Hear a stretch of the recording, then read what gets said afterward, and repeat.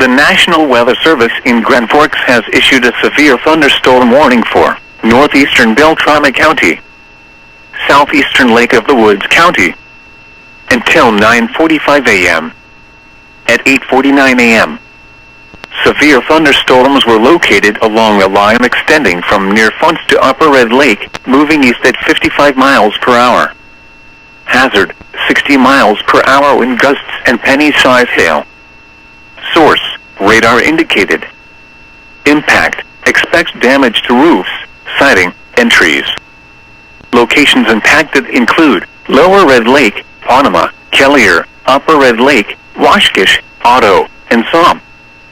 For your protection, move to an interior room on the lowest floor of a building.